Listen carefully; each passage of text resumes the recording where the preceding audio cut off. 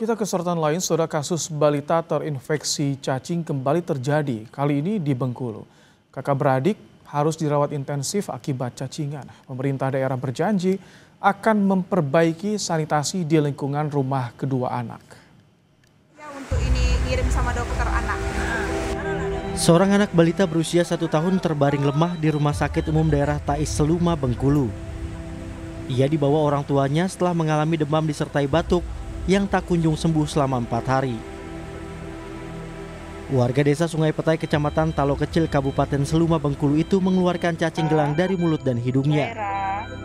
Setelah menjalani perawatan intensif, ditemukan larva di paru-paru balita tersebut. Pihak rumah sakit mendiagnosa anak balita itu mengalami cacingan dan secara fisik memiliki ciri-ciri anak kekurangan gizi. Sang kakak yang masih berusia 4 tahun juga mengalami gejala serupa.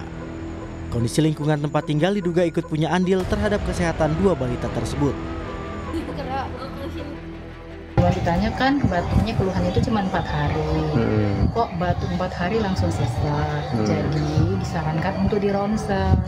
Jadi mau dirujuk ke dokter bedah anak. Karena yang ada dokter bedah anak kan di M. Yunus. Kita sudah bikin sisternya. Kebetulan juga ini awalnya masuk, ini peserta ini tidak mempunyai BPJS dan BPJS-nya sudah dibuat dan sudah kita lakukan untuk rujukan secara sister. Menyikapi kasus ini, Khairil Anwar, asisten 1 Setda Bengkulu, berjanji penanganan kesehatan kedua anak dilakukan dengan maksimal. Khairil juga menyebut pemerintah daerah akan memperbaiki rumah kedua anak tersebut. Pemerintah Provinsi Bengkulu dan pemerintah Kabupaten Seluma sudah menyiapkan anggaran untuk bukan membedah rumah, bukan memperbaiki rumah, tapi perintah Pak Gubernur bangun rumah baru untuk memastikan bahwa rumah yang ditinggali oleh para keluarga ini sangat-sangat layak nantinya. Pengajar sosiologi Universitas Bengkulu bilang kasus yang terjadi di Bengkulu mencerminkan kondisi kemiskinan di wilayah tersebut.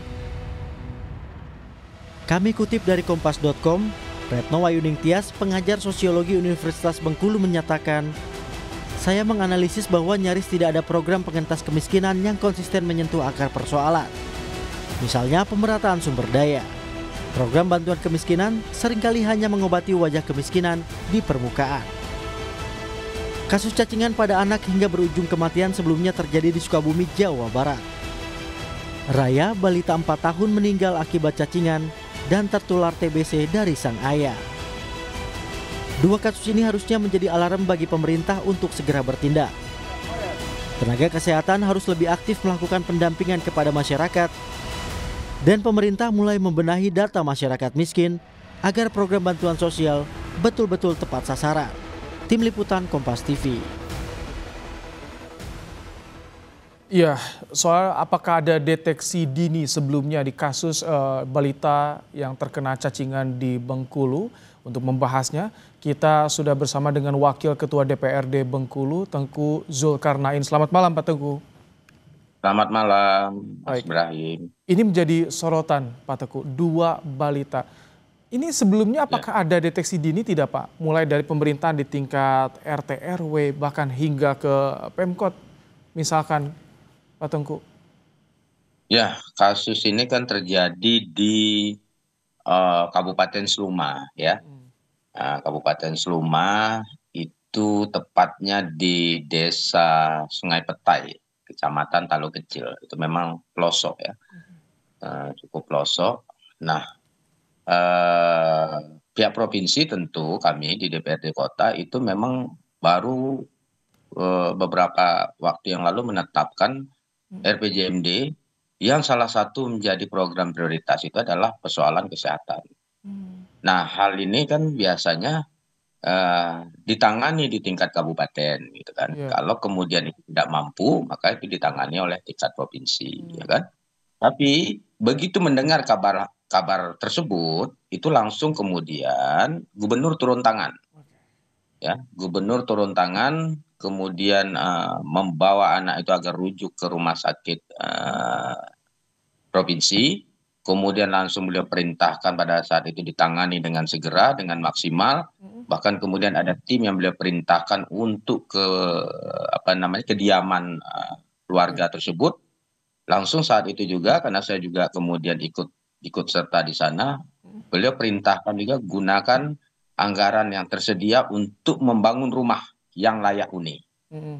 Nah, itu langsung beliau perintahkan begitu karena programnya di provinsi itu memang sudah salah satu prioritasnya di Tapi bidang Pak Teguh, sebelumnya Ibu Balita apakah sudah pernah melapor juga ke tingkat RT atau desa misalkan dengan kondisi keluarganya, kondisi anaknya yang kan berat badannya tidak ideal. Sebenarnya itu kan harusnya sudah dideteksi sejak awal sebelum ia melaporkan ada keluar cacing itu. ya. Sepertinya tidak, karena memang itu daerah yang pelosok, mungkin kurang tersentuh ya oleh kemudian perhatian di pemerintah setempat. Beda kalau di kota Bengkulu misalnya kan itu kan ibu kota, itu kan setiap minggu rutin ada posyandu sehingga bisa terdeteksi kan.